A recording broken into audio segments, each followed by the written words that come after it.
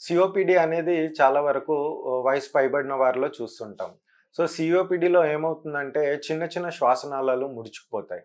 దానివల్ల ఈ గాలి అన్నది బయటికి రాడానికి వీలు లేకుండా లోపల ఎయిర్ బెలూన్స్‌లో స్టాక్ అయిపోయి ఉంటది. సో, ఈ ట్రాప్ అయిపోయిన ఎయిర్ వల్ల ఊపిరితిత్తుల పరిమాణం అమాంతంగా పెరిగిపోతది.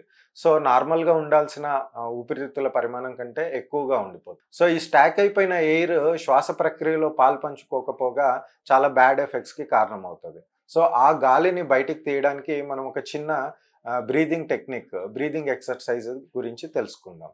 దీన్నే పర్స్డ్ లిప్ బ్రీతింగ్ అంటాం.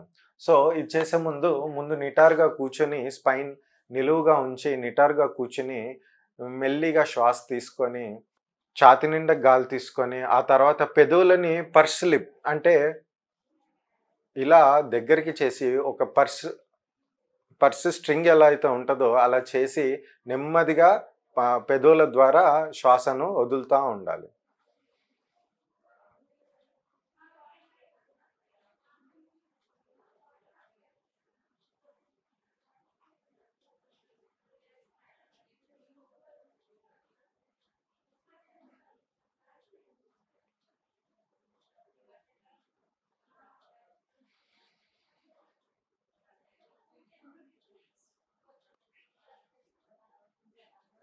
ఓకే.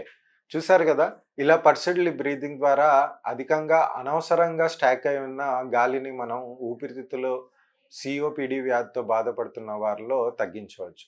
దీని ద్వారా చాలా వరకు ఇబ్బందుల నుంచి వాళ్ళు బయటపడతారు. ఆ అనవసరమైన ఎంఫిసిమాటస్ చేంజెస్ అన్నయి తగ్గుతా ఉంటాయి. సో, దీనిని చేసిన ప్రతిసారి ఒక 2 నిమిషాల గ్యాప్‌లో 5, 6 సార్లు చేయడము. మళ్ళీ రోజులో ఒక 5, 6 సార్లు చేయడం అన్నది ప్రాక్టీస్ చేయాలి. తగు జాగ్రత్తలు తీసుకుంటారని కోరుతున్నాను. సెలవు.